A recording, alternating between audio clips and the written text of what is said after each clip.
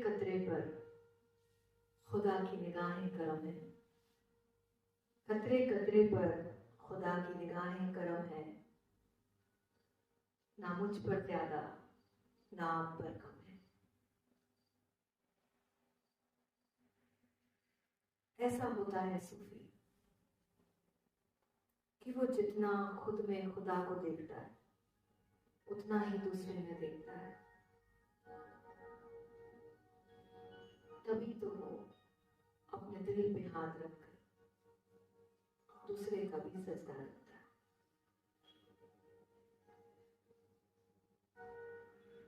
खो देता है वो खुद को खुदाई में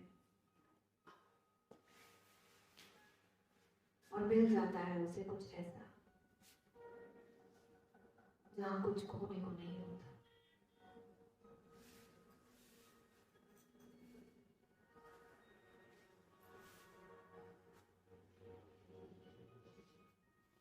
वो जिधर देखता है उसका नूर ही उसे दिखाई देता है कि हर नजर में हर बशर में तू है, मैं तेरे सजदे में सर झुकाऊं कहां कहां। चारों तरफ उसे खुदा ही नजर आने लगता है।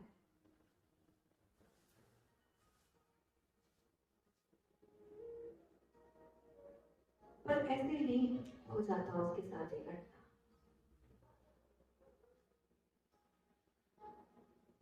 उसे इस इश्क में बहुत कुछ कर गुजरना होता है।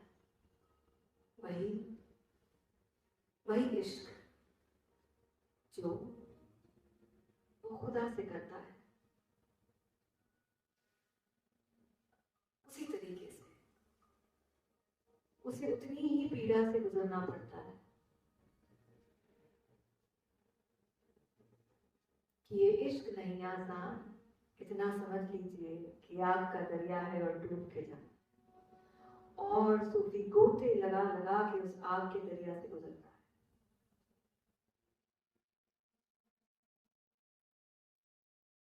बहुत कुछ उसको अपने भीतर बदलाव लाने पड़ते हैं उसको पाने के लिए।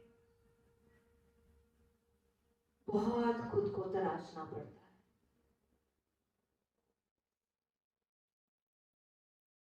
तब खुदा की रहमत उस पर बरसती है और खुदा का नूर उस पर पड़ता है।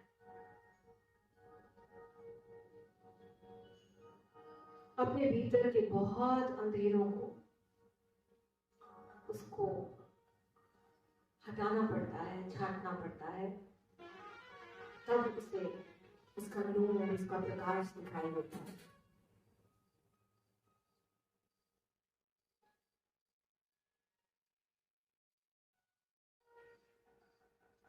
या यूं कहिए,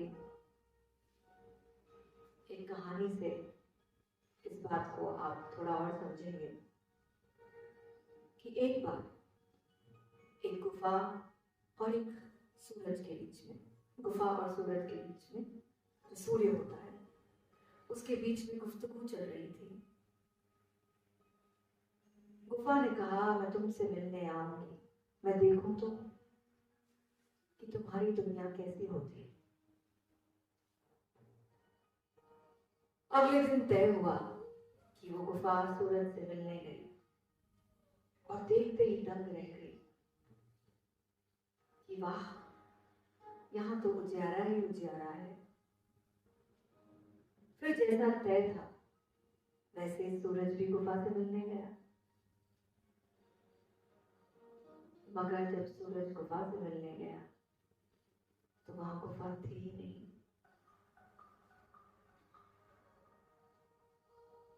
ये जो अंधेरा है,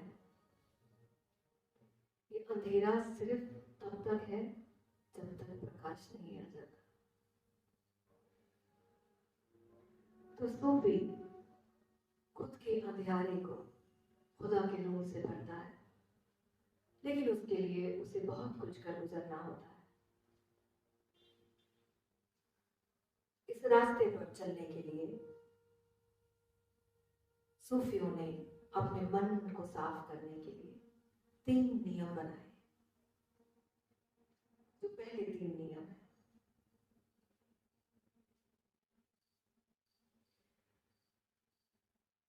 क्योंकि सूफी शब्द जो आता है उसे हम सूफिया से भी जोड़ सकते हैं।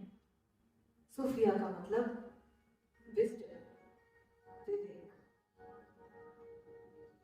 तो वो अवेयरनेस कब आती है? जब हम स्वयं पे काम करते हैं। तो उसको अपने मन को बहुत साफ करना होता है। तो इन 3 नियम का सूफी पालन करते हैं। पहला है खुशू। खुशू का मतलब होता है नम्रता। सूफी सबसे पहले जो कदम आगे रखता है उसमें अपने भीतर नम्रता देता है कि एक सूफी आपको नम्र मिलेगा, पूरा नम्र, उसमें कोई अहंकार नहीं। तो उसको अपने मन को नम्र करना है, अहंकार रहित करना है। सब तरफ जब वो उसको देखता है तो उसे पता चलता है कि मैं कुछ भी नहीं। ये मैं बकरी की तरह जो ये मैं रटन लगा के बैठा हूं, उसमें कुछ है ही नहीं, सब तू ही तू है। तो पहले उसे जो करना होता है वो है इस अहंकार को विलीन करना होता है। दूसरा है करामात। करामात इस शब्द से आप अंदाजा लगा सकते हैं कि कुछ कर्म से रिलेटेड। करामात मतलब जो हम करते हैं। तो करामात का मतलब होता है बांटना। वो बांटता है जो भी उसे मिलता है, बेशर्त, बिना इस भाव के कि मुझे कुछ वापस मिलेगा।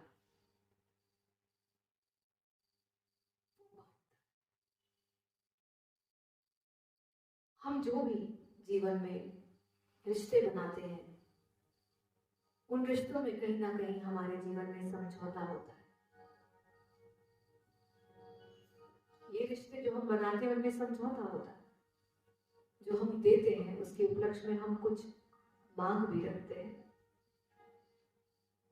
सूफी मांग के परे हो जाता है, उसे सिर्फ देना आता है, क्योंकि वो खुदा के इश्क में हो जाता है। वहां कोई मांग नहीं होती, अनकंडीशनल लव। तो दूसरा जो नियम है वो करामात है। तो अपने जीवन में जब भी आपके पास ये क्षण आए कि आपके पास कुछ ऐसा है जो बांटने योग्य है, तो उसको बांटे, लेकिन बिना किसी ऐसे विचार के कि मुझे उसके उपलक्ष्य में कुछ मिलेगा। सिर्फ बांटे, निस्वार्थ भाव से बांटे।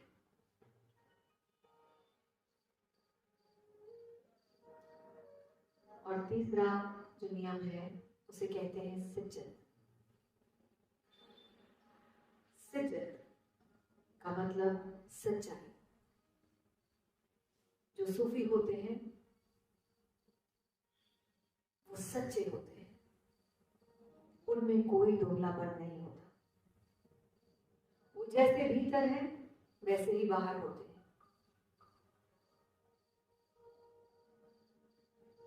हम जितने भी जगह अपने संसार में घूमते हैं, हमें 2 मुखौटे लगाने पड़ते हैं, एक बाहर वालों के लिए और एक स्वयं के लिए। सूफी बिना मुखौटे के घूमता है, वो जैसा भीतर वैसा बाहर,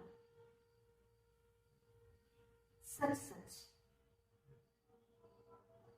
चाहे वो बात कितनी भी कड़ी लगे, लेकिन जो बात है वो वैसे ही रख देता